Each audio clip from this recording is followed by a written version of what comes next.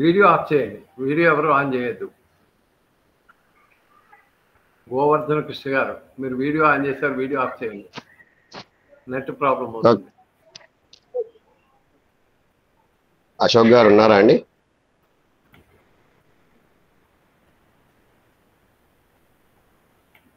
అశోక్ గారు ఉన్నారా అండి?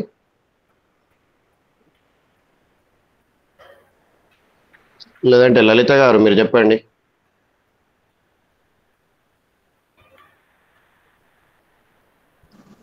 నమస్తే సార్. నమస్తే అండి. 176 డిగ్రీలు ఏ నక్షత్రం అవుతుంది? ఏ రాశిలో వస్తుంది? 176 డిగ్రీలు అంటే కన్యా రాశి వస్తుందండి. మొత్తం ఇప్పుడు ఇందాక చెప్పారు కదా, అలా చెప్పండి. మిగతా వాళ్ళకి కూడా అర్థమవుతుంది. అట్లా. మేషం 30 డిగ్రీలు, వృషభం 60 డిగ్రీలు అండి, మిథునం 90 డిగ్రీలు, అలాగే మిథునం తర్వాత కర్కాటకం వచ్చేసరికి 120 డిగ్రీలు, సింహం వచ్చేసరికి 150 డిగ్రీలు, కన్య వచ్చేసరికి 180 డిగ్రీలు. మనకి కావాల్సిన 176 డిగ్రీలు కాబట్టి ఇది కన్యా రాశి అవుతుందండి. 151 నుంచి 180 డిగ్రీలు. ఇందులో నక్షత్రం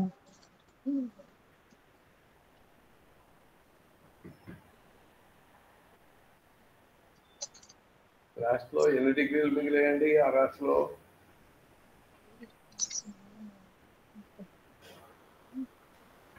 180 కదా? అవునండి, అవును. ఎన్ని డిగ్రీలు మిగిలాయి?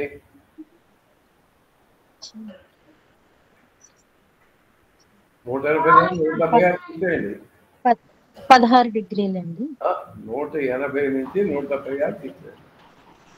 4 డిగ్రీలు. అవును సార్, అవును సార్, 4 డిగ్రీలు. 4 డిగ్రీలు అంటే ఏమవుతుంది అప్పుడు? ఎన్నో పాదం అవుతుంది? లాస్ట్ నుంచి పోనీ ఆ రకంగా గుర్తుపెట్టుకుని చేసుకోండి. లేకపోతే 180 అంటే పాదాలండి, 9 పాదాలు కదా? అవునండి, అవును, 9 పాదాలు. 9వ పాదం ఎంత వస్తుంది? 9వ పాదం అంటే ఒక పాదానికి 3 డిగ్రీలు 20 నిమిషాలు కదా? అవునండి, అవును. ఆ 4లోంచి 3 డిగ్రీలు 20 నిమిషాలు తీసేయండి, ఎంత వస్తుందో చెప్పండి. 3:20 తీసేసి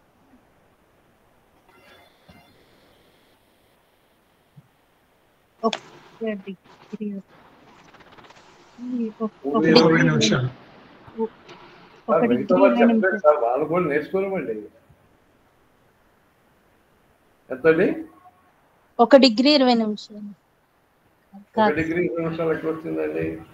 4 డిగ్రీలు కదా? అవునండి. 3 డిగ్రీల నిమిషాలకి 40 నిమిషాలే కదా ఇంకా అక్కడ ఉంది. అవునండి, అవును. 4లోంచి 3:20 తీసేస్తే అవునండి, ఇంకా 40 కదా? అవునండి. అంటే ఇది 8వ పాదం అవుతుంది. 8వ పాదం ఏది వస్తుందండి అందులోను? కన్యలో చిత్త ఒకటో పాదం. ఎస్, అది ఆ లెవెల్ రావాలి. ఈ రకాలు కూడా రివర్స్ లో కూడా చూసుకోవచ్చు ఆ రాశిలో. ఓకే, ఓకే, అర్థమైందండి? అర్థమైందండి, అర్థమైంది. Okay, thank you Kandala and Rohit గారు. మనం ఈరోజు కొత్త పాఠంలోకి వెళ్దాము. ఇంకా 8:11 అయింది. చేత మనం మిగతా వాళ్ళు జాయిన్ అవ్వలేదు, కానీ ఇంకా మనం వెయిట్ చేయలేము అలా అని చెప్పి.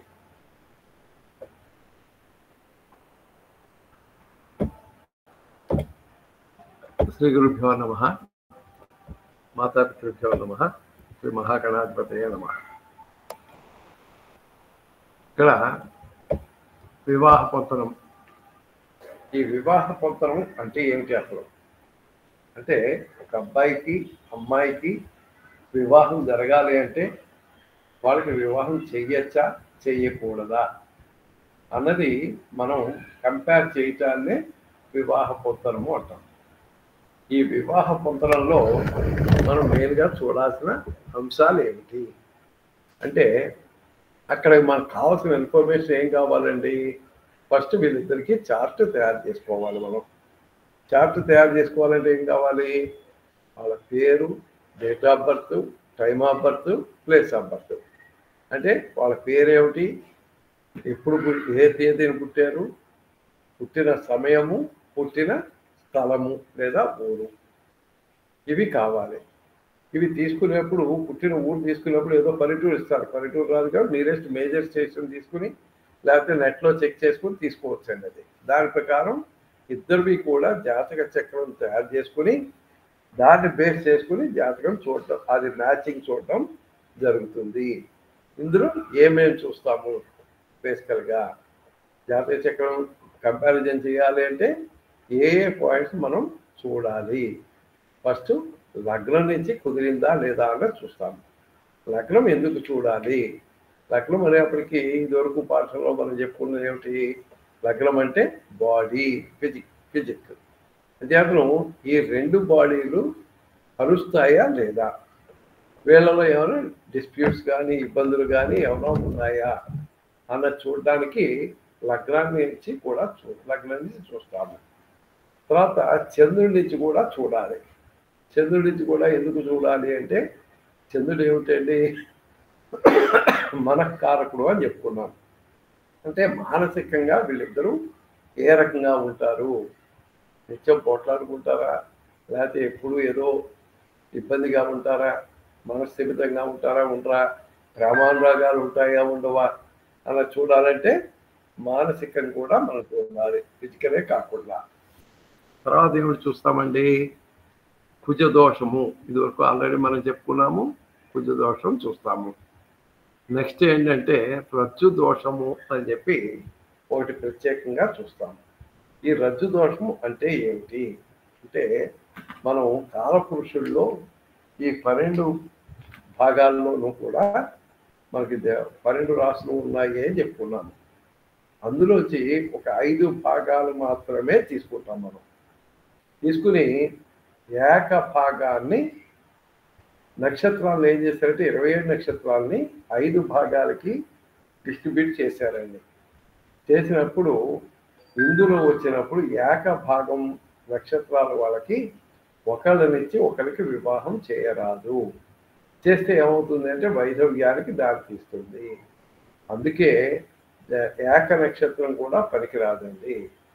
రజ్జు దోషం కింద వస్తుంది కదా, రజ్జు ఏకరజ్జు భాగం అవుతుంది కదా, అది గురించి పనికిరాదు, వైధవ్యానికి దారితీసే పాయింట్. పూర్వం ఏం చెప్పేవారు, దీంట్లో ఏక నక్షత్రం అయినప్పటికీ కూడా పాదభేదం ఉంటే పనికొస్తుంది అంటారు. అది కరెక్ట్ కాదు. ఎందుకు అనేది ముందుకు వెళ్ళాక పాఠంలో ఆ పాయింట్ వచ్చినప్పుడు చెప్పుకున్నాం. నెక్స్ట్ ఏం చూస్తామంటే పాయింట్స్ చూస్తామండి.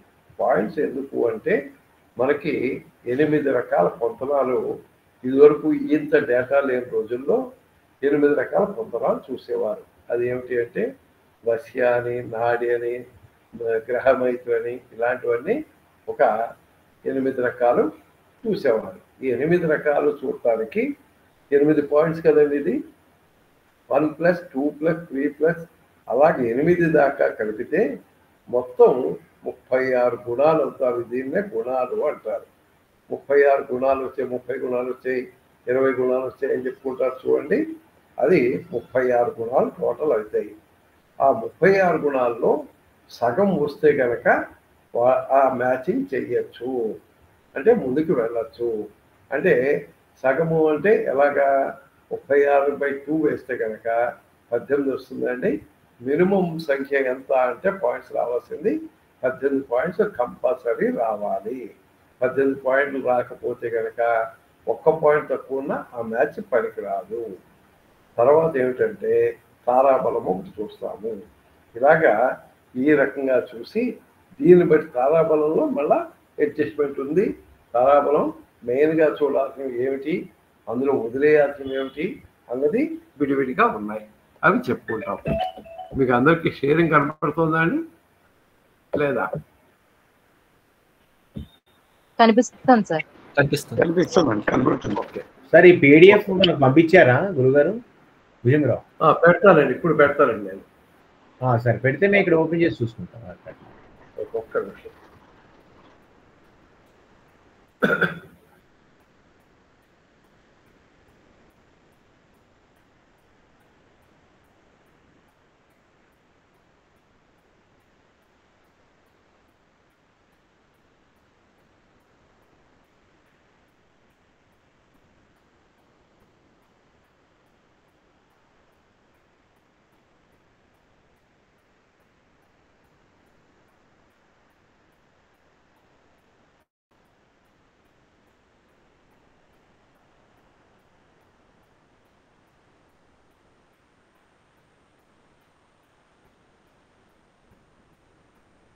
గ్రూప్లో పెట్టామండి. ఇప్పుడు ఇక్కడ మనకేంటంటే ఎప్పుడు కూడా మ్యాచింగ్ చూసేప్పుడు అమ్మాయి నుంచి అబ్బాయికి మాత్రమే చూడాలి. అది మీ అబ్బాయి కావచ్చు, వచ్చిన వాళ్ళు అబ్బాయి తరఫు వాళ్ళు కావచ్చు, అమ్మాయి తరఫు వాళ్ళు కావచ్చు, ఏమైనా సరే అమ్మాయి నుంచి అబ్బాయికి తప్ప అబ్బాయి నుంచి అమ్మాయికి చూడరాదు. ఎందు గురించి? అమ్మాయిని క్షేత్రంగా చూస్తామండి, అబ్బాయిని విత్తనంగా చూస్తాము. ఒక పొలం కొంటున్నాము, కొనేప్పుడు పొలం బాగుండాలని చూస్తామా, వెయ్యబోయే విత్తనం బాగుండాలని చూస్తామా? వీడు భూమిలో ఎంత మంచి విత్తనం వేసినా పంట దక్కదు, ఫలితం రాదు ఆ విత్తనం వల్ల. అందుగురించి ఏం చేస్తామంటే మనం మంచి పొలం చూసుకుంటాం కాబట్టి, అలాగే అమ్మాయిని క్షేత్రంగా చూస్తాం కాబట్టి అమ్మాయి నుంచి అబ్బాయికి మాత్రమే చూడాలి. చూసేప్పుడు లగ్నము, లగ్నాన్ని ఏంటంటే శరీరము అంటాం కాబట్టి ఈ శరీరం నుంచి ఏమేమి చూడాలి అంటే లగ్నం నుంచి కానీ చంద్రుడి నుంచి కానీ 2, 12, 6, 8 కాకూడదు. అంటే అమ్మాయి నుంచి అబ్బాయి లగ్నం కానీ అమ్మాయి రాశి కానీ 2, 12 కానీ 6, 8 కానీ కాకూడదు. 6, 8 అంటే 2, 12 ఎలా అవుతుందండి? అమ్మాయి నుంచి అబ్బాయికి కనుక 2 అయితే అక్కడి నుంచి మళ్ళీ రివర్స్లో క్యాలిక్యులేట్ చేస్తే 12 అవుతుంది. అదే దీన్ని 2, 12 అని చెప్పి అంటాము. ద్విద్వాదశము అని చెప్పుకుంటాము. అలాగే 6, 8 కాకూడదు. అమ్మాయి నుంచి అబ్బాయి కనుక 6వ స్థానం అయితే కనుక అది లగ్నం నుంచి అయినా చంద్రుడి నుంచి అయినా సరే దాన్ని షష్టాష్టకములు అని చెప్పి అంటాము. అలాగే ఇంకా ఈ 2 చూసేప్పుడు లగ్నాల గురించి చూద్దాము. చంద్రుడి నుంచి ఇంకొక ఎడిషన్ చూస్తాము, అది తర్వాత చెప్పుకుందాం. ఇది ద్విద్వాదశం ఎందుకు చూడాలి? ఇది ద్వితీయం కుటుంబ స్థానము, ద్వాదశం మోక్ష స్థానము అంటాం. మోక్షం అంటే ఏమిటండి? ఒక రకం మృత్యు అనే కదా. తర్వాత ఇంకా చెప్పాలంటే ద్వితీయాన్ని మనం మారక స్థానం కింద కూడా తీసుకుంటాము. అది 12కి సంబంధం ఏర్పడితే మారకం ద్వారా మోక్షం ఏర్పడుతుంది. అది ఎవరికి అనేది మళ్ళీ ఇండివిజువల్గా చూడాలి కదండి. అది అంత కరెక్ట్ కాదు కాబట్టి ద్విద్వాదశాలు అయితే రికమెండ్ చెయ్యవద్దు. అది లగ్నం నుంచి అయితే ఏ రిజల్ట్ అయినా సరే ఫిజికల్గా ఉంటుంది, ఇది బాడీ కాబట్టి.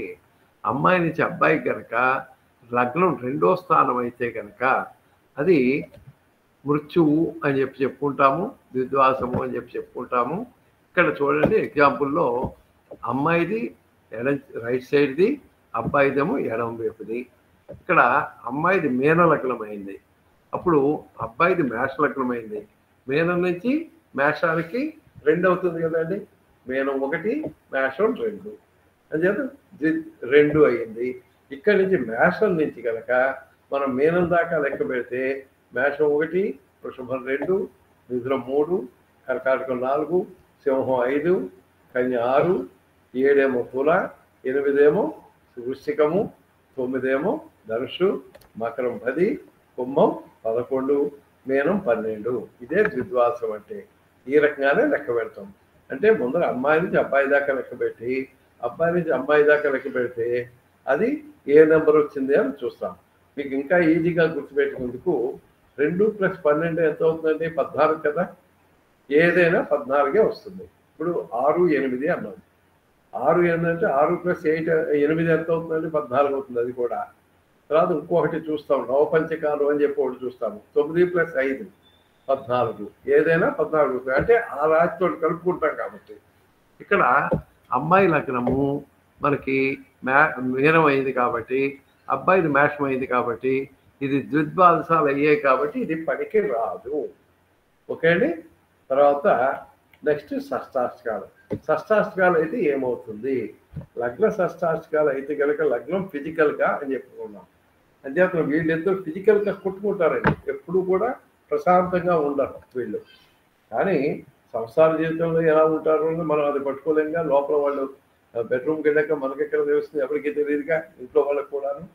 అంతేకాదు ఏంటంటే అది లగ్నం షష్టాష్టకాలు అని చెప్పి అన్నప్పుడు ఫిజికల్గా వీళ్ళు కొట్టుకుంటారు ఎక్కువగాను.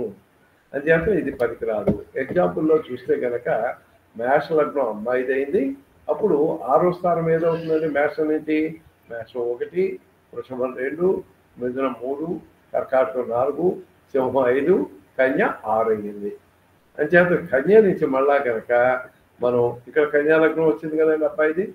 అంచేత కన్య నుంచి మళ్ళా మేషం దాకా లెక్క పెడితే కన్య 1 వృశ్చిక, తుల 2, 3 వృశ్చికము, 4 ఏమో ధనుషు, 5 ఏమో మకరము, 6 ఏమో కుంభము, 7 ఏమో మేనము, 8 ఏమో మేషము. ఇప్పుడు 6, 8 ఏర్పడింది కదండి ఇక్కడ. ఇది లగ్నం నుంచి 6, 8 ఈ షష్టాష్టకాలు అన్నది పనికి రాదు. ఓకే అండి. ఇది 2 మాత్రమే విద్వాసాలు, షష్టాష్టకాలు మాత్రమే లగ్నం నుంచి చూస్తాము. ఇంకా చంద్రుడి నుంచి చూద్దాం. నెక్స్ట్ చంద్రుడికి వచ్చేవాడికి మనఃకారకుడు అని చెప్పుకున్నాము. ఇప్పుడు అమ్మాయి రాసేమో రైట్ సైడ్ది చార్ట్, అబ్బాయిదేమో ఎడం చేతిలో ఉంటుంది. ఇక్కడ విద్వాసం ఎలా అయ్యింది అని చూస్తే అమ్మాయిదేమో చంద్రస్థానం ఏదైందండి, జన్మరాశి కర్కాటకం అయింది. కర్కాటకం నుంచి సింహం 2 కదండి. సింహం నుంచి మళ్ళీ కర్కాటకం రేఖ కౌంట్ చేస్తే 12 అవుతుంది. అంటే 2, 12 అని చెప్పి చెప్పుకుంటాం ఇక్కడ. ఇప్పుడు మీకు 12, 2 కావచ్చండి. ఇదే కనుక విద్వాసాలు కానీ ఇది కానీ. ఇప్పుడు మనం ఇక్కడ చెప్పుకున్నప్పుడు ఇక్కడ మేనమేమో 6, 8 కదా, ఇది 2, 12. ఈ 2, 12కి వచ్చేప్పటికి ఇదే కనుక అమ్మాయిది మేషం అయ్యి ఉండి అబ్బాయిది మీనం అయితే కనుక ఇప్పుడు అమ్మాయి నుంచి లెక్కెట్టినప్పటికి 12 వస్తుంది కదండి, అబ్బాయి నుంచి 2 అవుతుంది. 12, 2 పనికి వస్తుంది. 2, 12 మాత్రమే పనికిరాదు. విద్వాసాలు పనికిరావు. 12, 2 పనికి వస్తుంది. ద్వాదశం ద్వితీయం పనికి వస్తుంది. ఉల్టా పనికి వస్తుంది. ఎప్పుడైనా అంతే. ఇప్పుడు ఇక్కడ షష్టాష్టకాలు అన్నాం. ఈ షష్టాష్టకాల్లో మనకేంటి, దీని బదులు కన్యా లగ్నం ఏమో అమ్మాయిది, అబ్బాయిదేమో మనం మేష లగ్నం అనుకోండి. అప్పుడు 8, 6 అవుతుంది. 8, 6 పనికి వస్తుంది. 6, 8 పనికి రాదు. రైట్ అండి. తర్వాత చంద్రుడి నుంచి వచ్చినప్పుడు చంద్రుడికి ఏంటంటే ద్విద్వాదశాలు ఇక్కడ. అలాగే 12, 2 అయితే కనుక ఇది పనికి వస్తుంది. 2, 12 పనికి రాదు. అలాగే షష్టాష్టకాలు కూడా మనం ఈ రకంగానే చూడాలి. ఇక్కడ ఏమిటండి, లగ్నము చంద్రుడు ఎక్కడ ఉన్నాడు మనకి, ఇక్కడ చంద్రుడేమో మేషంలో ఉన్నాడు, అబ్బాయిదేమో కన్యలో చంద్రుడు ఉన్నాడు. అంచేత ఇక్కడి నుంచి 6 అయింది, ఇక్కడి నుంచి 8 అయింది. అదే కనుక ఉల్టా అయితే కనుక 8, 6 పనికి వస్తుందండి. ఎక్కడైనా లగ్నం నుంచి అయినా చంద్రుడి నుంచి అయినా ద్విద్వాసాలు 12, 2 కానీ 8, 6 కానీ పనికి వస్తాయి. అది ఇబ్బంది లేదు. కానీ 2, 12, 6, 8 పనికి రావు. నెక్స్ట్ చూసేది మనము 9, 5. అమ్మాయి రాశి నుంచి అబ్బాయి రాశి కనుక 9 అయితే అది పనికిరాదు. చంద్రుడు ఎక్కడ ఉన్నాడండి, ఇక్కడ మనకి మీనంలో ఉన్నాడు. అక్కడి నుంచి వృశ్చికంలో అబ్బాయికి చంద్రుడు ఉన్నాడు. ఉన్నప్పుడు మీనం 1, మేషం 2, వృషభం 3, 4 మిథునము, 5 ఏమో కర్కాటకము, 6 ఏమో సింహము, 7 కన్య, 8 వృశ్చికము, 9 మనకి వృశ్చికమైన తుల, వృశ్చికం 9 అయిందండి. అయినప్పుడు మనకి ఇది పనికి రాదు. ఇదే కనుక 5, 9 అయితే పనికి వస్తుంది. 9, 5 పనికి రాదు. ఇది గుర్తుపెట్టుకోండి.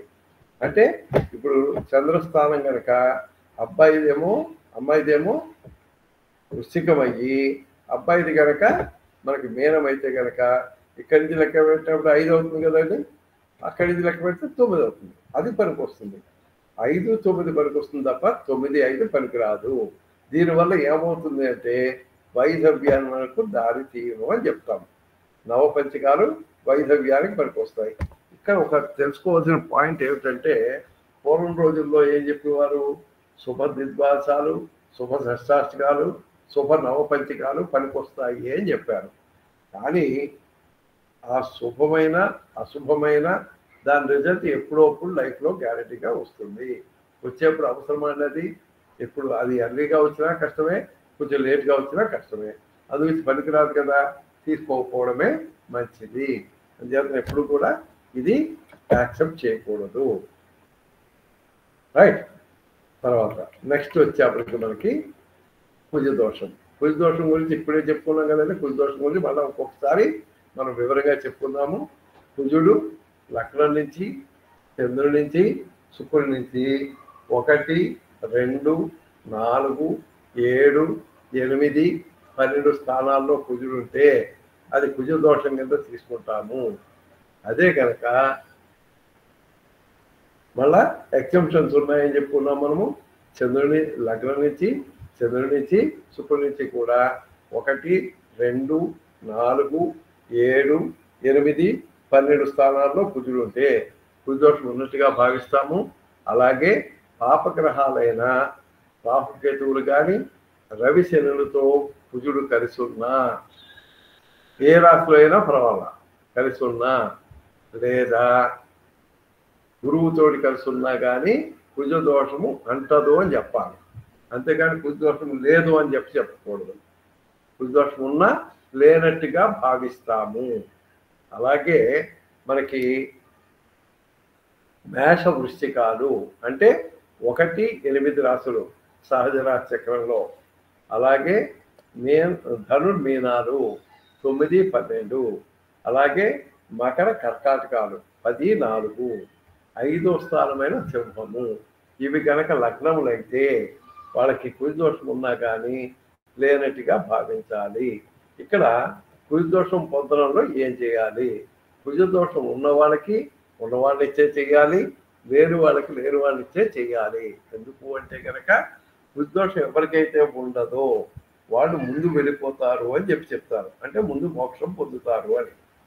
అయితే ఇక్కడ ఏమిటంటే కుజదోషం ఉండి ఎగ్జామ్షన్ ఉందనుకోండి, అప్పుడు వేరే వాళ్ళకి కుజదోషం లేకపోయినా కానీ వివాహం చేయవచ్చు. మళ్ళీ ఇంకోసారి చెప్తున్నా, ఇప్పుడు కుజదోషం ఉంది అబ్బాయికి, ఎగ్జామ్షన్ కూడా ఉంది. అంటే ఎగ్జామ్షన్ అంటే పాపగ్రహాలతో కానీ, గురువుతో కానీ, లేదా లగ్నాలు ఏవైతే మనం చెప్పుకున్నామో ఆ స్పెసిఫిక్ లగ్నాలు కానీ అయితే కనుక వాళ్ళకి కుజదోషం ఉన్నా లేనట్టుగా భావిస్తాం. కాబట్టి వాళ్ళకి కుజదోషం లేని వాళ్ళైనా ఇచ్చి చేయొచ్చు, ఉన్న వాళ్ళు ఇచ్చైనా చేయవచ్చు వివాహము. అది ఇబ్బంది లేదు. ఓకే అండి, ఇది కుజదోషం గురించి. నెక్స్ట్ మనం చూసేది ఏమిటనుకున్నాము? రజ్జు దోషము. ఈ రజ్జు దోషం అనేప్పటికీ బాడీలో మనకున్న 27 నక్షత్రాలని ఏం చేశారంటే మొత్తం 5 భాగాల కింద బాడీలో 5 భాగాలు తీసుకుని వీటిని డిస్ట్రిబ్యూట్ చేశారు. ఇప్పుడు మీరు పంచాంగంలో కనుక చూస్తే కనుక నక్షత్రాలు ఎక్కడి నుంచి మొదలవుతాయి అనుకున్నాము? అశ్విని నుంచి మొదలవుతాయి, బుధుడితో ఎండ్ అవుతాయి కదండి.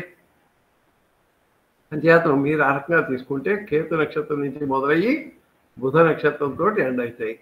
అంటే 1, 9 అంటే కేతు బుధ నక్షత్రాలు. 2, 8 పాద భాగమైందండి. కేతు నక్షత్రము, బుధ నక్షత్రాలైన అశ్విని, మఖ, మూల, ఆశ్లేష, జ్యేష్ఠ, రేవతి ఈ 6 నక్షత్రాలు పాద భాగమైంది. అంటే ఈ 6 నక్షత్రాలు ఎవరెవరు అండి? కేతువి బుధ నక్షత్రాలైన అశ్విని, మఖ, మూల, ఆశ్లేష, జ్యేష్ఠ, రేవతికి పాద భాగం ఇవ్వడం జరిగింది. అంటే మీరు ఆర్డర్లో చూసుకుంటే కనుక నక్షత్రాల విభజనలో డిస్ట్రిబ్యూషన్లో నాట్ దశా పీరియడ్స్లో రవి నుంచి స్టార్ట్ అవుతాయని చెప్పుకున్నాం. రచం, కురా, కుసపు, కేసు అనుకున్నాం. ఆ లాస్ట్ కేసుని పైకి తీసుకొస్తే అదే ఆర్డర్లో ఉంటుంది. కాబట్టి కేతువు బుధ నక్షత్రాలు ఈ 2 కూడా పాదభాగం అయ్యాయి. 2, 8 అంటే రెండోది ఏమిటండి? శుక్ర నక్షత్రం కదా. అశ్విని తర్వాత భరణి వస్తుంది. భరణి, పుబ్బ, పూర్వాషాఢ శుక్ర నక్షత్రాలు అయ్యాయి. అంటే ప్రతి నవకంలోనూ కూడా 2వ నక్షత్రం శుక్రుడిదవుతుంది.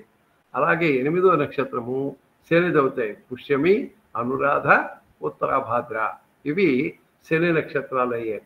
ఈ రెండింటికి కటి భాగం ఇవ్వడం జరిగింది. కటి అంటే మనం ఎదురుకు చెప్పుకున్నాము, కింది పొట్ట అని చెప్పుకున్నాము.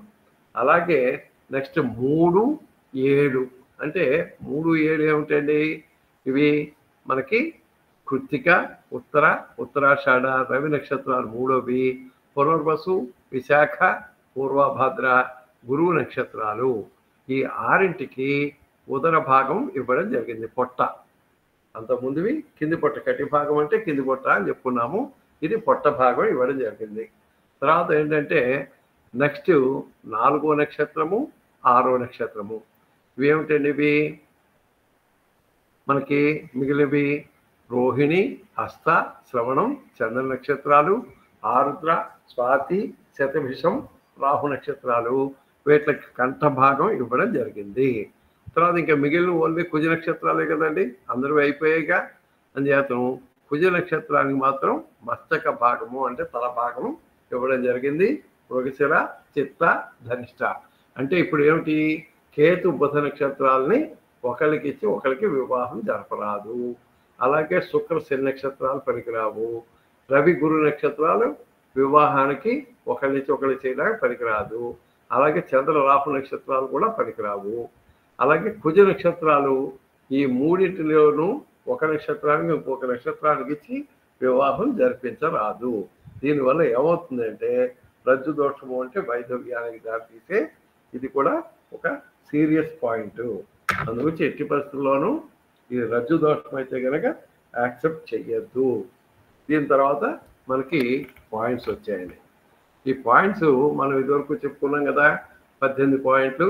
ఈ 36 పాయింట్లు 36 పాయింట్లు ఎలా వచ్చాయంటే 1 వర్ణ, 2 వశ్య, 3 దిన లేదా తార అని చెప్పి అంటారు. తర్వాత యోని, గ్రహమైత్రి, గణము అంటే దేవగణం, రాక్షస గణం, మానవ గణం అని చెప్పి చెప్తారు కదండి, అవి. తర్వాత రజ్జు, మనం ఇంతాక సెపరేట్గా చూస్తాం, ఎందుకంటే సీరియస్ వ్యవహారం కాబట్టి రజ్జు కూడా ఇందులో ఉంటుంది ఒకటి. నాడి కూడా ఒకటే. కొంతమంది ఏమంటారు ఏకనాడి పనికిరాదు అని చెప్పి అంటారు.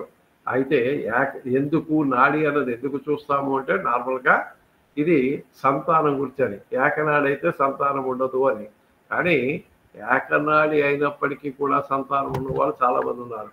ఎందుకు రుచి అంటే పంచమం మనం సంతానము అని చెప్పి లాస్ట్ టైం క్లాస్లో చెప్పుకున్నాము.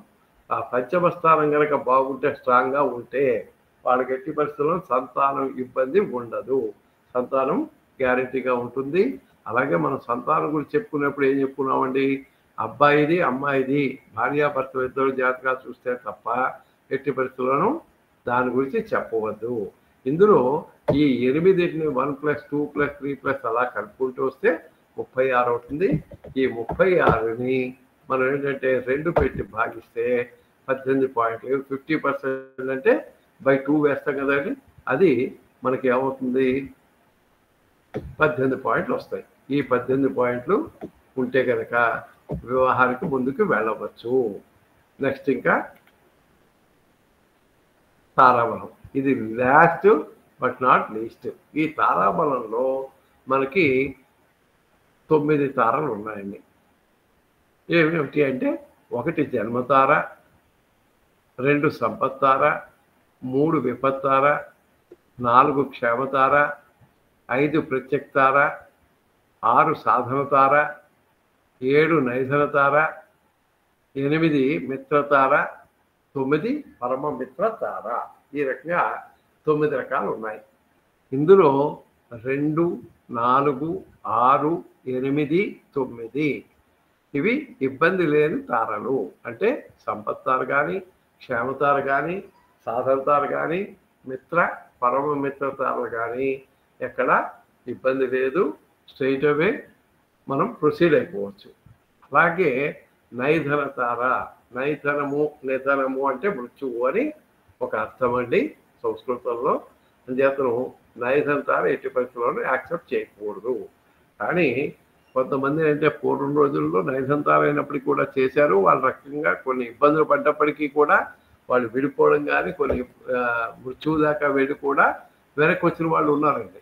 ఎందు గురించి అంటే అక్కడ భార్యాభర్తల ఇద్దరు జాతకాలు ఎప్పుడైనా సరే ఒక్కటి గుర్తుపెట్టుకోండి, ఏదో పెళ్ళి అయిందండి నాకు దెబ్బతోటి మా ఆవిడ గుమ్మంలో అడుగెట్టింది, మంచి హై లెవెల్కి వెళ్ళిపోయాను అని అంటాడు. ఏమీ లేదండి, ఆ టైంకి వాళ్ళకి అవకాశం వచ్చింది, వాళ్ళు ఆ ప్రమోషన్ అదేదో ఇంకోటో వాళ్ళకి మంచి లాభం కలిగింది ఆ లైఫ్లో.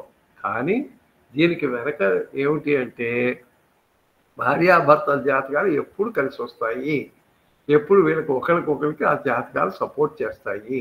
అంటే సంతానం గురించి చూసేప్పుడు మనం చెప్పుకున్నాం, ఇద్దరు జాతకాలు చూస్తారు కానీ సంతానం గురించి మాట్లాడద్దు అని. అప్పుడు ఆ సంతానం విషయంలో ఒకళ్ళ జాతకంలో సంతానం లేకపోయినప్పటికీ కూడా రెండో వాళ్ళ జాతకంలో సంతానానికి అవకాశం ఉంటే కనుక గ్యారంటీగా సంతానం ఉంటుంది. జాతకంలోనే తెలుస్తుందండి సంతానం మామూలుగా డైరెక్ట్గా వీళ్ళకి సంతానం ఉంటుందా, లేకపోతే అడాప్షన్ ఉంటుందా, లేకపోతే ఊరికే అభిమాన పుత్రుడిగా పెంచుకుంటారా, ఇలాంటివన్నీ కూడా జాతకంలో చూసుకోవచ్చు మనం. ఇలాగే ఇంకా మనకి మిగిలివి ఏమిటండి, 3 తారలు మిగిలాయి. విపత్తార, ప్రత్యక్తార, జన్మ విపత్ ప్రత్యక్తారలు. ఇప్పుడు పొంతలను చూసేప్పుడు మాత్రం మనం ఇందాక జన్మతార అంటే ఏదవుతుందండి, ఏకగ్రహ నక్షత్రాలు కదా అవి, అని జాతరం అది పనికిరాదు. ఇది మొత్తం వదిలేసుకోవడమే. కానీ ఈ విపత్తార ప్రత్యక్తార ఈ 2 ఉన్నాయి చూడండి, ఈ రెండింటిని ఏమిటంటే మనకి నవకాల్లో అడ్జస్ట్మెంట్ ఉన్నాయి. ఈ 3ంటికి ఉన్నాయి. ఎప్పుడు ముహూర్తం గురించి చూసేప్పుడు ఏంటంటే జన్మతార 3వ నవకంలో పనికి వస్తుంది అంటాము, విపత్తారేమో అదే కనుక పెళ్లికి ముహూర్తం పెడుతున్నాం అప్పుడు దీన్ని వాడుకోవచ్చండి. జన్మతారని జన్మతార అయినప్పుడు 3వ నవకంలో పడితే ఒకరికి అప్పుడు పనికి వస్తుంది, జన్మతార కూడా పనికి వస్తుంది. కానీ జన్మ నక్షత్రం పెళ్లికి పనికిరాదు.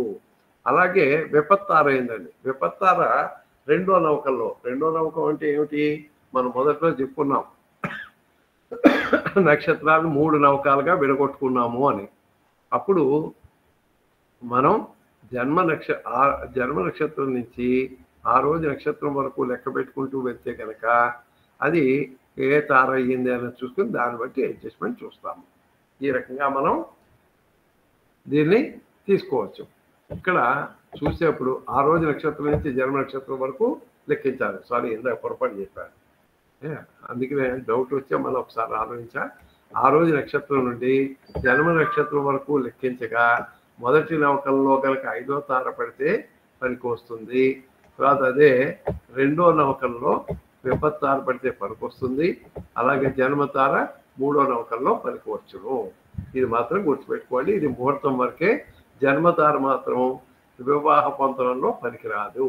ఇప్పుడు మరి ప్రత్యక్తార విపత్తార ఈ నవకాల్లో కూడా పడలేదు అనుకుందాం.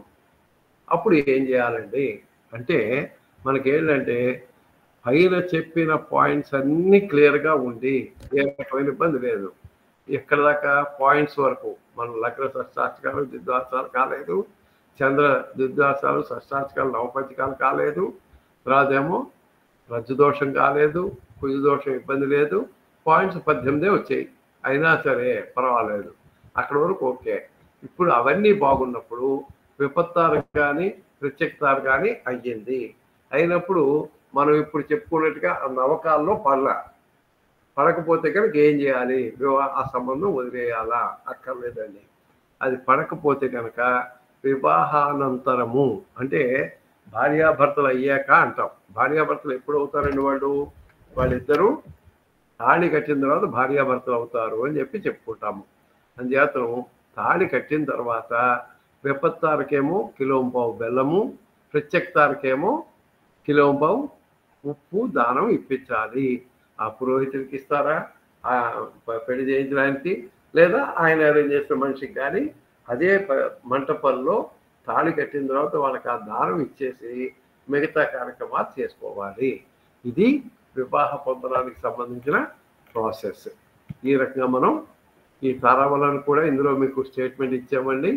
తర్వాత నెక్స్ట్ పాయింట్, ఇక్కడ మీకు తారాబలం కనుక్కుందుకు ఒక చిన్న ఈజీ మెథడ్ ఒకటి ఉందండి. ఇప్పుడు మనకి వేళ్లల్లో ఫస్ట్ చూడండి 3 వేళ్ళే తీసుకుంటాం. ఈ 3 వేళ్ళే ఫస్ట్ కేతు నక్షత్రాలు మొదటి అంటే లిటిల్ ఫింగర్లో అంటే చిటికిన వేలు అంటాం. ఈ చిటికిన వేలులో మనకి మొదటి కడుపు అంటాం కదండి, ఇవి కడుపులు అంటాం కదా, 3 కడుపులు ఉంటాయి కదా. మొదటి కడుపేమో కేతు నక్షత్రాలు, రెండో కడుపేమో శుక్ర నక్షత్రాలు, మూడో కడుపేమో రవి నక్షత్రాలు. అంటే మన ఆటలో నక్షత్రాల ఆటలో తీసుకుంటే ఆ రకంగానే వస్తుంది కదండి. తర్వాత ఇది అయిన తర్వాత 4వదేమో చంద్ర నక్షత్రాలు, 5వదేమో కుజ నక్షత్రాలు, 6వది రాహు నక్షత్రాలు, 7ఏమో గురు నక్షత్రాలు, 8వదేమో శని నక్షత్రాలు, తర్వాత లాస్ట్ 9వదేమో బుధ నక్షత్రము. ఇదే ఆర్ద్ర కథలు మనకు ఎలాగాను. ఇప్పుడు ఆశ్లేష నక్షత్రం వచ్చిందండి. ఆశ్లేష నక్షత్రం వాళ్ళకి మృగశిర వాళ్ళకి తారాబలం ఎంత అవుతుంది అని చెప్పుకోవాలనుకోండి. ఇప్పుడు ఏమైంది, మనకి 9వదేమో బుధ నక్షత్రం, ఆశ్లేష అంటే 9వది అవుతుంది కదండి. ఇక్కడ దీన్ని 1గా తీసుకొని అప్పుడు మళ్ళా మొదటికి వస్తాం. కేతుది 2, 3 శుక్ర నక్షత్రము, 4 రవి నక్షత్రము, 5 చంద్ర నక్షత్రము, 6 కుజ నక్షత్రం. ఇది 6వది అంటే ఇందాక ఏం చెప్పుకున్నామంటే సాధన తార అని చెప్పుకున్నాము, అంతే కదా. సాధన తార పనికి వస్తుంది అని చెప్పుకున్నాం, రైట్. ఈ రకంగా మనం చూస్తాము. ఒకవేళ కుజ నక్షత్రం అయింది, అమ్మాయి నుంచి అబ్బాయికి మాత్రమే చూడాలి. ఇక్కడ కూడా అమ్మాయిది కుజ నక్షత్రం అయింది, అబ్బాయి శుక్ర నక్షత్రం అయింది, పనికి వస్తుందా లేదా అన్నది చూడాలి అంటే కుజ నక్షత్రం అయినా ఈ కడుపును 1గా తీసుకుని మీరు ఏంటంటే పూర్వం ఎలా లెక్క పెట్టేవారు, అశ్విని భరణి అలాగే లెక్క పెట్టుకుంటూ వెళ్ళేవారు. అలా నక్షత్రాలు లెక్క పెట్టినప్పుడు ఒక్కొక్కసారి మధ్యలో ఒక నక్షత్రం మిస్ అయిపోవచ్చు. మిస్ అయిపోతే మనకి క్యాల్కులేషన్ తేడా వస్తుంది.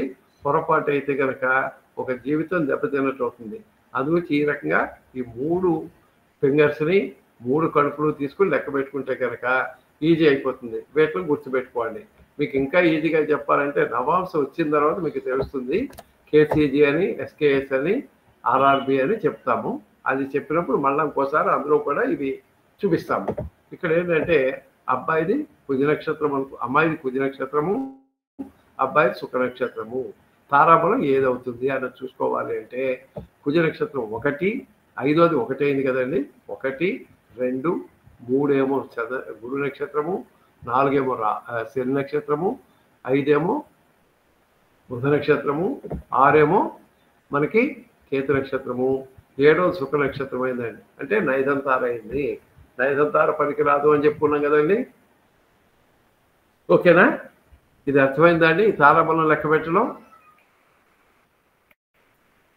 ఎవరికైనా డౌట్లు ఉన్నాయా? నేను మొత్తం స్టేట్మెంట్ కింద కూడా ఇచ్చాము, ఇందులో ఒకసారి చూసుకోండి, ఈజీగా అర్థమవుతుంది. తర్వాత ఏమో మీకు ఎగ్జాంపుల్ కూడా ఇచ్చాము, ఎలా చూస్తున్నాము వివాహ పొందడం అన్నది ఆ ఫైల్లో ఒకసారి చెక్ చేసుకుంటే మీకు క్లియర్గా ఉంటుంది. ఇది అర్థమైతే ఓకే. మళ్ళీ ఇంకొకసారి మళ్ళా మనం ఇప్పుడు రోహిత్ శర్మ గారు కానీ కందాల వారు కానీ, రోహిత్ శర్మ గారు చెప్తారు ఒకసారి ఈవేళ కొంచెం రేపు మన కందాల వరకు రెస్ట్ ఇచ్చి వేళ. రోహిత్ శర్మ గారు, రోహిత్ ఉన్నారా? ఉన్నారండి. ఒకసారి మళ్ళీ వివాహ పొందడం చెప్పండి. డిస్ప్లే కావాలా? ఓకే అండి, ఇబ్బంది ఏం లేదండి. ఓకే చెప్పండి, నేను పెడుతూ ఉంటాను. ఒక్క నిమిషం.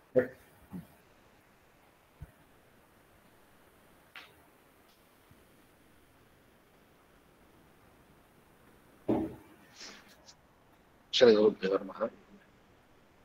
వివాహ పొందడం గురించి అండి సేపు గురుగారు పాఠం చెప్పారు. అదే ఒకసారి మళ్ళీ మెయిన్ పాయింట్స్ అన్ని రిపీట్ చేస్తున్నామండి. ఎప్పుడు కూడా వివాహ పొందనము చూస్తున్నప్పుడు అబ్బాయిది అమ్మాయిది ఇరువురివి ఖచ్చితంగా డేట్ ఆఫ్ బర్త్, టైం ఇవన్నీ ఖచ్చితంగా తీసుకొని ఈ యొక్క జన్మకుండలి తీసుకొని ఇందులో అమ్మాయి నుంచే మనము ఏవైతే పాయింట్స్ చూస్తున్నామో అమ్మాయి నుంచే ఖచ్చితంగా చూడాలి. అబ్బాయి నుంచి చూడాల్సిన అవసరం లేదు. అమ్మాయి నుంచే మనం ఈ పాయింట్స్ అన్నిటిని కూడా రెక్టిఫై చేసుకుంటూ ఉండాలి. ఎప్పటికప్పుడు ఎలా ఉన్నాయి, సరిపోతున్నాయా లేదా అన్న విషయాల్ని ఖచ్చితంగా చూడాలి. ఫస్ట్ లగ్నం నుంచి మనం చూస్తాం. ఎలాగా అన్నప్పుడు అమ్మాయి లగ్నము నుండి అబ్బాయి లగ్నము, అమ్మాయి లగ్నము కర్కాటక లగ్నం అనుకోండి, అబ్బాయి లగ్నము సింహ లగ్నం కాకూడదు. అంటే 2-12 అంటారు. ఎందుకు 2-12 అంటే అమ్మాయి నుండి అబ్బాయిది 2వది అవుతుంది, అబ్బాయి నుండి అమ్మాయికి 12 అవుతుంది. కాబట్టి దీన్ని ద్విద్వాదశము అంటారు. ఈ ద్విద్వాదశం అనేటువంటిది ఉండకూడదు. తర్వాత షష్టాష్టకములు. అమ్మాయిది ఇందాక మనము కర్కాటక లగ్నము అనుకున్నాం. కర్కాటకం నుండి 6వ ఇల్లు, 1 కర్కాటకము, 2 కన్య, 2 సింహము, 3 కన్య, 4 తుల, 5 వృశ్చికము, 6 ధనుస్సు. అబ్బాయిది ధనుష్య లగ్నము కారాదు. ఎందుకు అంటే 6, 8. 6 అనేది శత్రుత్వాన్ని పొంది ఉంటుంది కాబట్టి, గొడవలు ఇటువంటి విషయాలు అయ్యే సూచనలు ఉంటాయి కాబట్టి దీన్ని పరిగణించరాదు. 6, 8 షష్టాష్టకములు అంటారు. అమ్మాయి లగ్నము నుండి అబ్బాయి జన్మ లగ్నము 6వది కాకూడదు. తర్వాత జన్మ రాశి. అమ్మాయి జన్మరాశి నుండి అబ్బాయి జన్మరాశి ద్విర్ద్వాదశము కాకూడదు, షష్టాష్టకములు కాకూడదు, అదేవిధంగా నవపంచకములు కూడా కాకూడదు. ఇందాక కర్కాటకాన్ని లగ్నంగా తీసుకున్నాం కదా, ఇప్పుడు అదే కర్కాటకాన్ని జన్మరాశిగా తీసుకున్నట్లయితే, జన్మరాశి అంటే చంద్రుడు ఉన్నటువంటి స్థితి జన్మ నక్షత్రము, ఆ నక్షత్రం ఉన్నటువంటి రాశి జన్మరాశి. అమ్మాయి జన్మరాశి కర్కాటకమైనప్పుడు అక్కడి నుండి సింహము అబ్బాయిది జన్మరాశి కారాదు. అదేవిధంగా అది ద్విద్వాదశం అవుతుంది కాబట్టి పనికిరాదు. తర్వాత షష్టాష్టకములు అన్నప్పుడు ఇందాక ధనుస్సు వరకు చూసాం. ధనుస్సు 6వ స్థానం అవుతుంది కాబట్టి అమ్మాయిది కర్కాటక రాశి, అమ్మాయి జన్మరాశి నుంచి కర్కాటకం నుండి ధనుస్సు 6వది అవుతుంది కాబట్టి అది కూడా పనికిరాదు. తర్వాత నవపంచకములు. 6 ధనుస్సు అయింది, 7 మకరము, 8 కుంభము, 9 మీనం. నవపంచకములు కారాదు. 9వది మీనరాశి అయింది కాబట్టి అమ్మాయిది కర్కాటక రాశి కావున అబ్బాయిది 9వ రాశి అయిన మీనము కారాదు. ఇది ఉదాహరణకు కర్కాటక రాశి నుంచి నేను చెప్తున్నాను. ఏ ఒక్కటైనా మేషం నుంచి మీనరాశి వరకు ఈ 12 రాశుల్లో అమ్మాయిది ఏ జన్మరాశి అయినప్పటికీ, ఈ 12 రాశుల్లో ఏ రాశి అయినా కావచ్చు, లగ్నమైనా ఏ లగ్నమైనా కావచ్చు. లగ్నం అయితే ద్విర్ద్వాదశములు అంటే 2, 12, తర్వాత షష్టాష్టకములు 6, 8 కారాదు. అదేవిధంగా జన్మరాశి, అమ్మాయి జన్మరాశి నుండి అబ్బాయి జన్మరాశి 2, 6, 9 కారాదు. ఇక్కడ ఈ అమ్మాయి రాశి నుంచి మనం లెక్క పెట్టేటప్పుడు ఏవైతే ఉండకూడదు అనుకుంటున్నామో 2, 6, అదేవిధంగా జన్మరాశి అయితే 2, 6, 9. మరి ఈ పేర్లు ఈ యొక్క స్థానాలనే కాకుండా తర్వాత 2, 12 అని 6, 8 అని ఎందుకు చెబుతున్నారు అని అనుకుంటే, ఇక్కడ నుండి మనం లెక్క పెట్టినప్పుడు అబ్బాయి జన్మరాశి నుంచి అమ్మాయి రాశిని లెక్క పెట్టేటప్పుడు ఏమవుతుంది, ఇక్కడ అబ్బాయి జన్మరాశికి 2 అమ్మాయి జన్మరాశికి అబ్బాయి జన్మరాశి 2 అయింది అనుకోండి, అబ్బాయికి అమ్మాయి 12 అవుతుంది కాబట్టి 2, 12 అన్నారు. ఆ విధంగా ఉండకూడదు అని అర్థం అన్నమాట. తర్వాత ఈ నవపంచకాలు, చంద్ర జన్మరాశి నుంచి మాత్రమే నవపంచకాలు చూస్తాము. నవపంచకాలు కారాదు. 9వ ఇల్లు అబ్బాయి జన్మరాశి కారాదు. ఆ తరువాత కుజదోషము. కుజదోషము ఇరువురి జాతకాలలోనూ చూడాలి. సపరేట్గా ఎవరి లగ్న కుండలిలో అమ్మాయి లగ్న కుండలి చూడాలి, అదేవిధంగా అబ్బాయి లగ్న కుండలి కూడా చూడాలి. ఇరువురి దాంట్లో లగ్నము నుండి, తర్వాత చంద్రుడి నుండి, శుక్రుడి నుండి, ఈ 3 విషయాలలో 1, 2, 4, 7, 8, 12 ఈ స్థానాలలో కుజుడు ఉన్నట్లయితే కుజదోషముగా పరిగణిస్తాము. కాబట్టి ఈ కుజదోషాన్ని మనము ఖచ్చితంగా పరిశీలన చేసి, అదే విధంగా మనకు ఇదివరకు చెప్పుకున్నటువంటి పాఠములో ఉన్న విధంగా ఏదైతే మినహాయింపు, ఎగ్జెంప్షన్ అంటారు, మినహాయింపు, కుజదోషము ఉన్నా లేనట్టుగా భావిస్తాము. కుజదోషం ఉంటుంది కానీ ఆ యొక్క మినహాయింపు ఉండటం చేత లేనట్టుగా భావిస్తాము.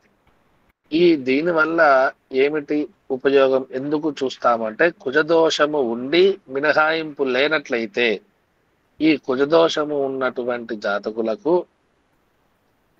మినహాయింపు ఉన్నటువంటి వారితో వివాహం చేయవచ్చు. అదేవిధంగా మినహాయింపు లేకుండా కుజదోషం మాత్రమే ఉన్నటువంటి వారికి వివాహం చేయవచ్చు. కుజదోషం లేని వాళ్లకు కుజదోషం ఉన్న వాళ్ళనిచ్చి వివాహం చేయరాదు. ఎగ్జంప్షన్ ఎవరికైతే ఉంటుందో, మనం చెప్పుకున్నటువంటి ఎగ్జంప్షన్స్ లో కుజుడు పాపగ్రహాలతో కలిసి ఉన్నా, శుభగ్రహమైనటువంటి గురువుతో కలిసి ఉన్నా అది మినహాయింపు. అదేవిధంగా మేష వృశ్చికాలు, ధనురు మీనములు, మకర కర్కాటక సింహర లగ్నములైనట్లయితే మినహాయింపు అనుకున్నాం. ఈ విధమైనటువంటి మినహాయింపు ఉన్న వారికి కుజదోషం ఉన్నవారితోనూ వివాహం చేయవచ్చు. కుజదోషం ఉండి మినహాయింపు కలిగిన వారితోనూ వివాహం చేయవచ్చు. కుజదోషం కలిగి ఎటువంటి మినహాయింపు లేదనుకోండి, వారికి కుజదోషం లేని వాళ్ళతో చేయరాదు. కుజదోషం ఉన్న వాళ్ళతోనూ మినహాయింపు కలిగిన వాళ్ళతోనూ మాత్రమే ఈ యొక్క వివాహ పొంతనలో కుజదోషం పట్ల సరిపడుతుంది. తరువాత పాయింట్స్. ఈ యొక్క అమ్మాయి జన్మ నక్షత్రం నుంచి అబ్బాయి జన్మ నక్షత్రం వరకు మనం చూసినప్పుడు పంచాంగములో ఇచ్చి ఉంటారు. ఆ యొక్క నక్షత్రములను మనము అమ్మాయి జన్మ నక్షత్రం నుంచి అబ్బాయి జన్మ నక్షత్రం వరకు చూసి ఈ పాయింట్స్ అనేటువంటివి కనీసం 18 పాయింట్లు, 18 పాయింట్స్ ఉండాలి. ఇరువురికి కలిపి 36 పాయింట్స్ అవుతాయి. వాటిల్లో 50% అంటే సగం 50% 18 పాయింట్స్ కనీసంగా ఉండాలన్నమాట. తర్వాత రజ్జు దోషము. ఈ రజ్జు దోషం వచ్చేపాటికి మనం ఈ యొక్క నక్షత్రాలను తీసుకొని ఆ నక్షత్రాల యొక్క అధిపతులని మనం గమనించాలి. అమ్మాయి నక్షత్రము, అబ్బాయి నక్షత్రము, అదేవిధంగా నక్షత్రాధిపతులను తీసుకున్నట్లయితే మనకు గురుగారు చెప్పినటువంటి ఆర్డర్ ఫామ్ రచంగుర గుషభుకేషు. దీన్ని గుర్తుందనుకోండి, మొదటగా ఈ యొక్క రాశుల్లో ఉన్నటువంటి విధానంలో నక్షత్రాల అశ్విని నుంచి రేవతి వరకు బుధ నక్షత్రం, కేతు నక్షత్రంతో మొదలయ్యి బుధ నక్షత్రంతో ముగుస్తుంది అన్నమాట. 27 నక్షత్రాలు కూడాను. ఇక్కడ మొదటగా కేతు అశ్విని నక్షత్రానికి కేతు అధిపతి స్టార్టింగ్ అవుతారు. రేవతి నక్షత్రానికి బుధుడు అధిపతి, బుధుడు చివరిగా ఉంటారు. ఇక్కడ ఫస్ట్ కేతువుని తీసుకోవాలి. కేతువు నక్షత్రాలు ఏవైతే ఉన్నాయో అశ్విని, మఖ, మూల. తర్వాత ఇటు చివరన అంటే అడుగున ఉన్నటువంటి బుధుడిని మనం ఇక్కడ పరిగణలోకి తీసుకున్నట్లయితే బుధ నక్షత్రాలు ఆశ్లేష, జ్యేష్ఠ, రేవతి. ఇప్పుడు ఈ అమ్మాయి నక్షత్రము, అబ్బాయి నక్షత్రము అశ్విని, మఖ, మూల, ఆశ్లేష, జ్యేష్ఠ, రేవతి ఈ నక్షత్రాలు అయినట్లయితే ఇది రజ్జుదోషంగా పరిగణిస్తాము. ఈ కేతు, బుధ వీరిరువురు కూడాను శరీర భాగమందు పాద భాగం అవుతారు. కాబట్టి ఇది రజ్జుదోషంగా పరిగణలోకి వస్తుంది. ఇలా ఉన్నట్లయితే కనుక మనము వివాహ పంతులలో ముందడుగు వేయరాదు. అదేవిధంగా కేతువు తర్వాత శుక్రుడు, బుధుడి కన్నా ముందు శని. గుష రచంగుర గుష బుకేషు అంటాం కదా. ఇందులో బుధుడి కన్నా ముందు మనకు శని ఉంటారు చివరి నుంచి. ఈ శుక్రుడు శని నక్షత్రాలు భరణి, పుబ్బ, పూర్వాషాఢ శుక్ర నక్షత్రాలు, పుష్యమి, అనురాధ, ఉత్తరాభాద్ర శని నక్షత్రాలు. అబ్బాయిది అమ్మాయిది ఈ నక్షత్రాలు అయినట్లయితే రజ్జుదోషంగా పరిగణిస్తూ వీటిని అంగీకరించరాదు. ఎందుకు? శుక్రుడు శని వీరిరువురు కూడా మనకు శరీర భాగమందు కటి భాగం అవుతారు. అందుచేత రజ్జుదోషంగా పరిగణింపబడుతుంది కాబట్టి పనికిరాదు. అదేవిధంగా శుక్రుడి తర్వాత రవి, శని కన్నా ముందు గురువు. వీరి యొక్క నక్షత్రాలు రవి నక్షత్రాలు వచ్చేసరికి కృత్తిక, ఉత్తర, ఉత్తరాషాఢ, గురువు పునర్వసు, విశాఖ, పూర్వభాద్ర. ఈ ఇరువురు నక్షత్రాలు అబ్బాయి అమ్మాయి ఏదైనా ఉన్నట్లయితే రజ్జుదోషంగానే పరిగణిస్తాము. కావున వీరిరువురికి శరీర భాగం కూడా ఒకటే, ఉదర భాగం అవుతుంది. కావున దీన్ని కూడా మనము రజ్జుదోషంగా గమనించి ఖచ్చితంగా అంగీకరించకూడదు. అదేవిధంగా చంద్రుడు రవి తర్వాత చంద్రుడు, గురువు కన్నా మునుపు రాహువు. వీరి ఇరువురి నక్షత్రాలు రోహిణి, హస్త, శ్రవణము అదే చంద్ర నక్షత్రాలు. తర్వాత ఆరుద్ర, స్వాతి, శతభిషము రాహు నక్షత్రాలు. ఈ నక్షత్రాలలో అబ్బాయిది అమ్మాయిది నక్షత్రం అయినట్లయితే రజ్జుదోషంగా పరిగణిస్తూ ఈ చంద్రరాహువులకు కూడా కంఠ భాగము ఒకటే అయినది కాబట్టి రజ్జుదోషంగా పరిగణిస్తూ ఈ యొక్క పొందనలో కూడా మనం వద్దు అని చెప్పవాలి. అదేవిధంగా కుజుడు, కుజ నక్షత్రం మృగశిర, చిత్త, ధనిష్ట. ఒకవేళ కుజ నక్షత్రమే ఇద్దరిది అయ్యుంటే వద్దు అని చెప్పాలి.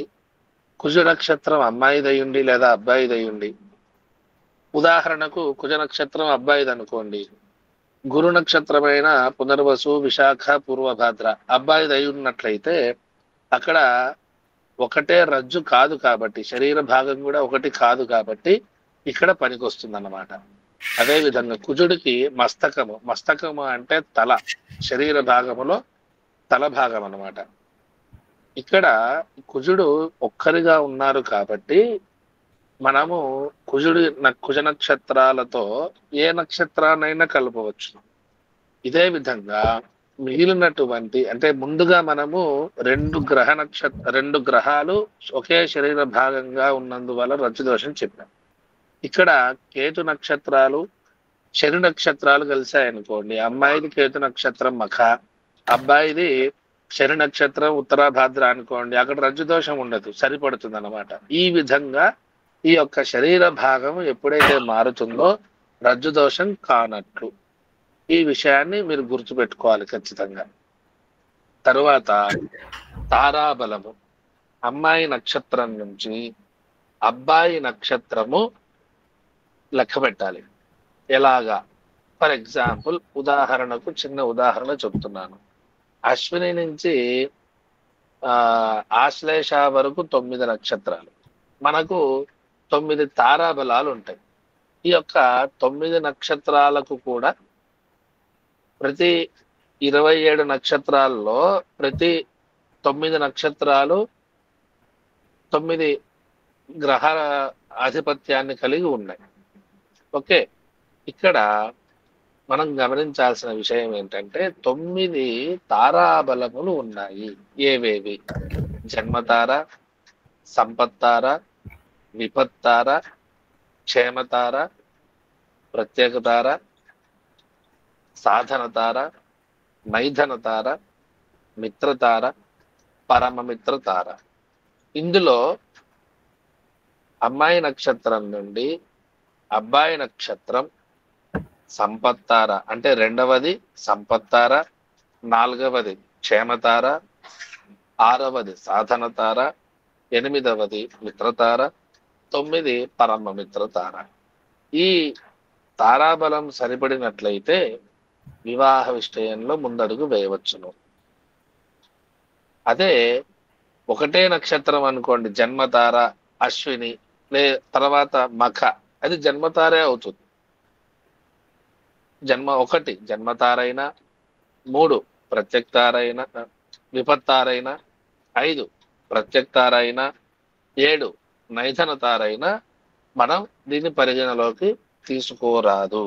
అయితే ఈ వివాహ విషయంలో పొంతన చేసేటప్పుడు మనకు ఒక మినహాయింపు ఉందండి. ఎలాగా అంటే మొదటి వరుసలో అంటే అశ్విని నుంచి మనము అమ్మాయి నక్షత్రం అశ్విని అనుకోండి ఉదాహరణకు, అక్కడి నుండి 5వది మనకు అశ్విని, మృగశిర నక్షత్రం అబ్బాయిది అనుకోండి, అశ్విని నుంచి లెక్క పెట్టాలి. అశ్విని జన్మతార, భరణి సంపత్తార, కృత్తిక విపత్తార, రోహిణి క్షేమతార, మృగశిర మనకు ప్రత్యేక తార అవుతుంది. అంటే 5వది అవుతుంది. మొదటి 9 నక్షత్రాల లోపు 5వ నక్షత్రం అమ్మాయి నుంచి అబ్బాయిది 5వ నక్షత్రం అయినట్లయితే ఇక్కడ ఒక మినహాయింపు ఉంది, చేయవచ్చు. అది ఏ విధంగా? ఇంకొక 2 మినహాయింపులు కూడా ఉన్నాయి. అవి పూర్తి చేసిన తర్వాత ఏ విధంగా చేయొచ్చు అనేది కూడా చెబుతాను. మొదటి వరుసలో అంటే మొదటి 9 నక్షత్రాలలో 5వ నక్షత్రం అయినా ఇప్పుడు చెప్పుకున్నట్లుగానే 2వ వరుసలో అంటే అశ్విని నుంచి లెక్క పెట్టినప్పుడు మృగశిర 5వ నక్షత్రం అయింది కాబట్టి సరిపడింది. తరువాత 9 నక్షత్రాలు దాటి అశ్విని నుంచి ఆశ్లేషకు 9 నక్షత్రాలు పూర్తయి మళ్ళీ మొదలవుతుంది. మఖ 10వది అవుతుంది, 1 అవుతుంది. జన్మ తారావలను చూసినట్లయితే జన్మతార అవుతుంది. మఖ, మూల, మఖ, పుబ్బ, ఉత్తర. మనకు ఉత్తర వచ్చేసరికి 3వ తారాబలం అవుతుంది, అది విపత్తార అవుతుంది. ఇక్కడ 9 నక్షత్రాలు దాటి మనకు తారాబలం చూస్తున్నటువంటి సందర్భంలో 2వ నవకములో 3వది విపత్తారగా వచ్చినట్లయితే ఇక్కడ ఒక చిన్న పరిహారంతో ఇది కూడా మనము యాక్సెప్ట్ చేయవచ్చు. తరువాత జన్మతార, ఇది 9 నక్షత్రాలు. మనం మొదటి 9 నక్షత్రాల్లో ప్రత్యేక తార అయితే అంటే 5వ నక్షత్రం అమ్మాయి నక్షత్రం నుంచి అబ్బాయి నక్షత్రం 5వది అయితే పరిహారంతో మనం యాక్సెప్ట్ చేయొచ్చు అనుకున్నాం.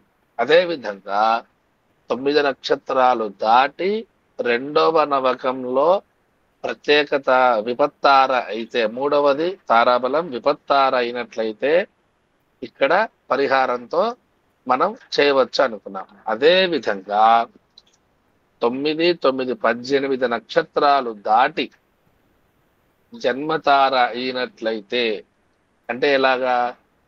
అశ్విని నక్షత్రం అమ్మాయిది అనుకున్నాం కాబట్టి అశ్విని, మఖ, అక్కడికి మనకు అశ్విని నుంచి ఆశ్లేషకు 9 నక్షత్రాలు పూర్తయి మళ్ళీ మఖ నుంచి జ్యేష్ఠ వరకు 18 2 నవకాలు పూర్తయి 3వ నవకంలో మూలా నక్షత్రం జన్మతార అవుతుంది. కాబట్టి 3వ వరుసలో మనం జన్మతారను యాక్సెప్ట్ చేస్తాము. ఇక్కడ ఈ యొక్క మొదటి 9 నక్షత్రాల్లో 5వ నక్షత్రము వివాహ పొందడానికి జన్మతార పనికిరాదు అది చెప్పారా? జన్మతార పనికిరాదు, వివాహ పొందడంలో జన్మతార పనికిరాదు. కానీ మనకేంటే ముహూర్త భాగంలో ముహూర్తాలు చూసేప్పుడు మాత్రం జన్మతార 3వ నవకంలో పనికొస్తుంది. ఓకే,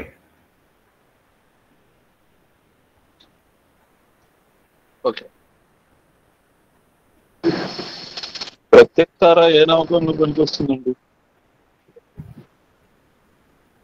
ప్రత్యేకతార మొదటి నవకం, 2వ నవకంలో విపత్తార, 3వ నవకంలో జన్మతార ఓన్లీ ముహూర్తానికే, వివాహ పొందడానికి కాదే. Okay, okay. ఇక్కడ ఇది ఫింగర్స్ చూపిస్తూ ఇది కూడా ఎక్స్ప్లెయిన్ చేయండి. అది రెమెడీ కూడా చెప్పేయండి దానికి. ప్రత్యక్తార విపత్తారకి ఒకసారి పైకి రండి. ఏది? Okay, remedies. ఓకే.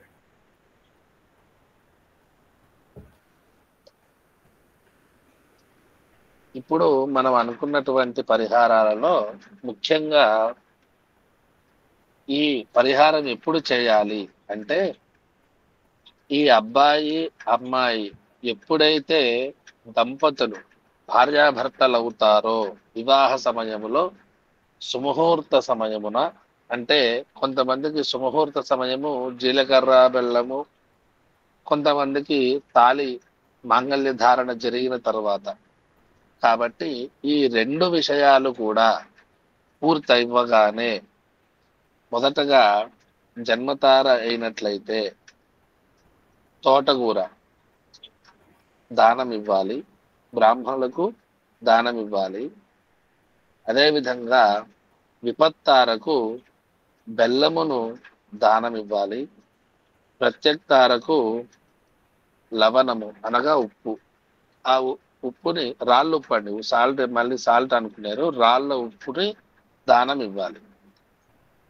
ఎటువంటి పరిస్థితుల్లోనైనా 7వ తార అయినటువంటి నైధన తార ఎప్పుడు కూడా ఉపయోగించరాదు.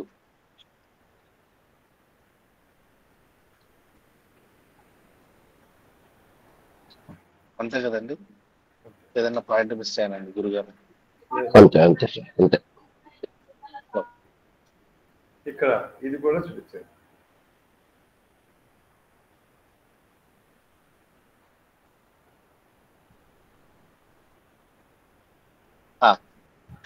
ఇక్కడ మీరు ఈ మనం 9 నక్షత్రాలు లెక్కన 3 నవకాలు 9 3 27 నక్షత్రాలు మనం బాగా గుర్తు పెట్టుకున్నట్లయితే గనక, ఇక్కడ ఉన్న చూసారా ఈ యొక్క చేతి వేళ్ళ మీద మొదటి చిటికిన వేలు మొదటి కనుపు మీద కేతువు, రెండవ కనుపు మీద శుక్రుడు, తర్వాత